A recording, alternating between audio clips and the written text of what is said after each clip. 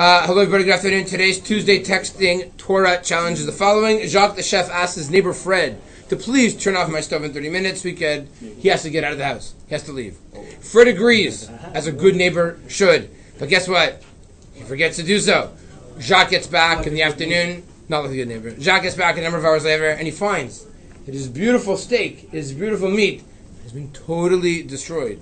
Let's say, for argument's sake, the number of different steaks and everything destroyed the whole pot. You know, like when you cook a pot for too long, the damage is estimated at well over $100 plus emotional damage, if you could claim that, because of the how distraught you are over the loss of your steak.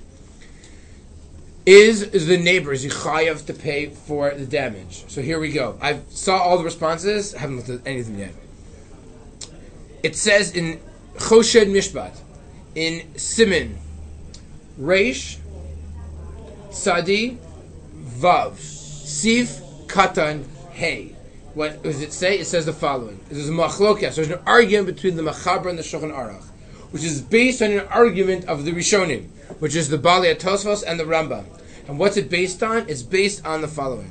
At what stage does a shomer, does a guardian, take responsibility for what he accepts? When there's no kinyan, there was no transaction that took place.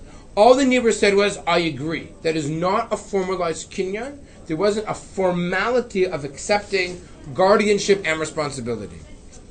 According to the Rambam says that, believe it or not, you are obligated. It says, the Rambam says you need a kinyan. Without that formality, he is not liable. And therefore, the neighbor would be exempt.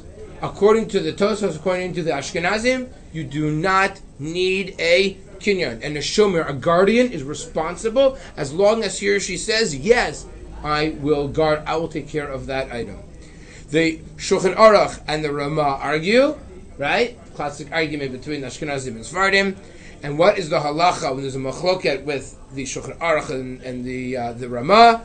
The general consensus is the following. When there's discrepancy with monetary laws, you have to prove that he's wrong. Since there really isn't a concrete proof, the neighbor would be exempt. He would not have to pay Jacques.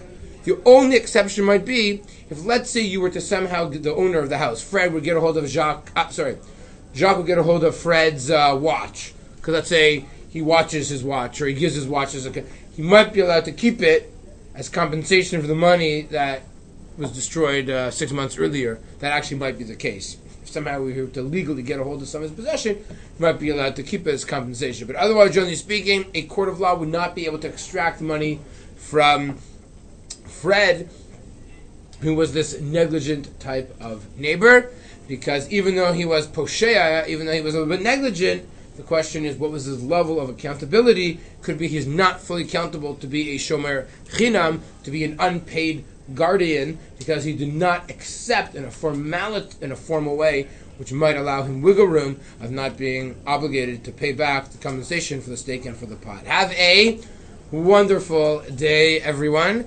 And that is Tuesday's Texting Torah Challenge. You thought it was Wednesday.